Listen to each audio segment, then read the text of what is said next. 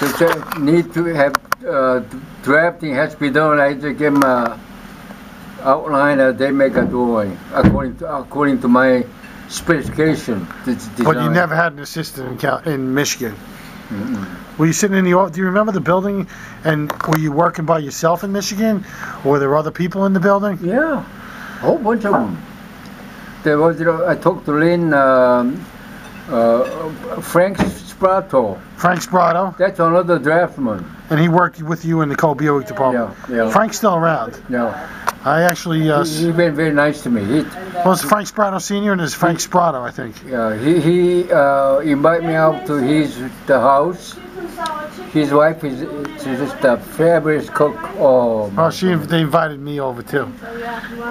They were really... I have a letter from the Spratos. I have a couple of letters from a lot of different people. But Frank Sprato worked with you. What about in the Shelby garage there? Did you get involved? Did you go downstairs and did you get involved with any of the prototype putting the fiberglass on the cars? Yeah. You did? I did. Yeah.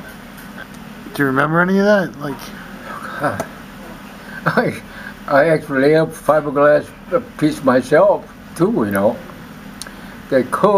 John Cole told me was making us the complete thick lead spoiler zones attached to everything. You better make sure that damn thing fits, or it's really scare me. You know, the first question, you know what you're doing, that kind of question, and because I'm a novice, you know, I came out right out of college and my first job, and that part's gotta fit, you know, you gotta make sure it fits. And that gave me a novice. In '68, they had a problem with the gold cars. The gold didn't match. Do you remember that at all? They were painting gold cars, and then we specifically told Ford no more. I don't recall that sort of, everything I did was a fit, so that was a good part. But that was in '68. They had problem matching the gold. I don't allow anything don't fit. No way. And in '69, they started painting. The cars were enamel, but the fiberglass on the nose, they were painting in lacquer. Do you remember that? And so if you bought a '69 Shelby and you brought it outside in front of your lights, in the fluorescent lights, the car was two different colors. And that's how it was. I heard about something like that, but I don't really look at myself, so I don't know. You don't know, but you never really were in the factory. You were strictly behind the scenes in the engineering, and you were in the special engineering department. I had a kind of function. Really has least amount of communication with the assembly line. Yeah. So you really were never out on the assembly line? Never had time to do that. I like to, but I didn't have time. You never went out there, like those pictures I showed of Lynn Griffin. You wish you had those of yourself, because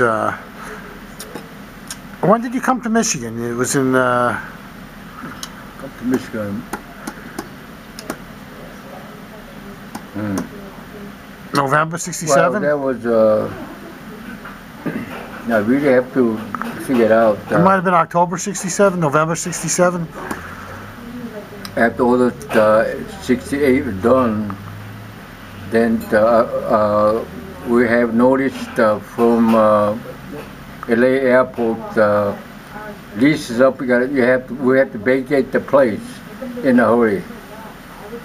So that time, simply dismissed everybody. So everybody's job ended very rapidly. Yeah. This whole project just ended. But I was the subject to look for another job, but Fred Gudero told me, my wife, would you like to come to Michigan? I said, Michigan where? Detroit? No.